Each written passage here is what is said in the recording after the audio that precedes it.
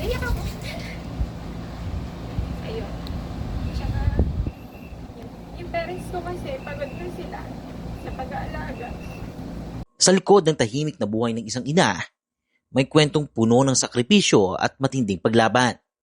Si Irene, isang single mother na mag-isang itinataguyod ng kanyang anak matapos siyang iwan ng dating kinakasama noong siya ay mabuntis. Pinagsasabay ni Irene ang pagtatrabaho at pag-aalaga sa kanyang anak sa gitna ng limitadong oras, pagod at pangamba sa kinabukasan. Aminado siya, hindi naging madali ang pagharap sa buhay bilang solo parent. Yan, wala pa ako mapagsabihan ng mga nangyayari sa buhay ko. Ayun. Kaya, pero at the same time, parang iba po sa pakiramdam yung may gaan sa dibdib eh. Wala kang iniisip na problema sa lalaki. Ang iniisip ko lang po is, paano ko babudgetin yung araw-araw para sa anak ko. Kasi magastos po talaga. Habang lumalaki siya, parang hindi ko alam saan kukuha ng parang pambili ng kung ano man yung kailangan niya. May time nga po na gusto kong kumain gusto kong kumain ng Jollibee. Tapos bibili pala ako ng gatas kinabukasan. Sige, wag na lang. Mga ganun pong feeling. Isa sa pinakamabigat na hamon para sa kanya ay ang paglaki ng kanyang anak na walang presensya ng ama. Isang tanong na sa ngayon ay pilit niyang sinasagot sa abot ng kanyang makakaya. Sa Pilipinas, milyon-milyong Pilipino ang kabilang sa mga solo parent.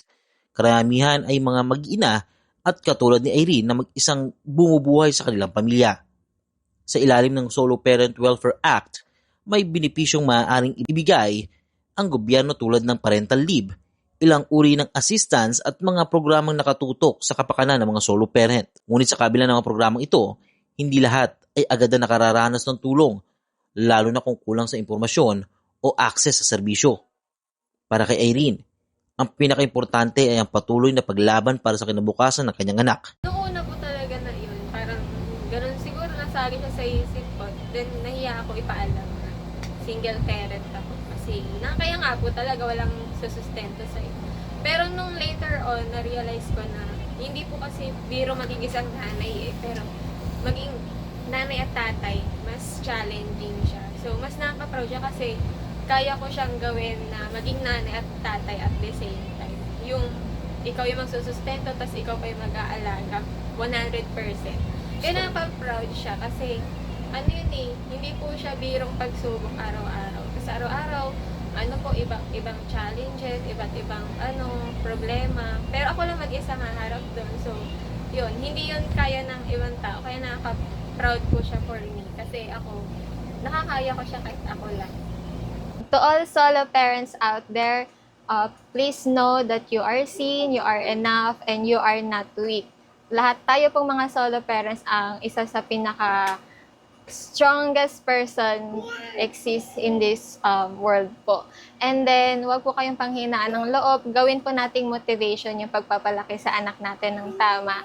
At keep praying at patuloy po tayong maniwala sa mga sarili natin dahil tayo lang din po ang kakapitan ng lakas ng mga anak natin hanggang paglaki nila. Sa kabila ng hirap at sakit, si Irene ay patunay na ang pagiging isang ina ay hindi nasusukat sa dami na tumutulong kundi sa lakas ng pusong lumalaban para sa anak. Ako si Monching para sa latest ng iNews Pasig, balitang totoo, serbisyong tunay.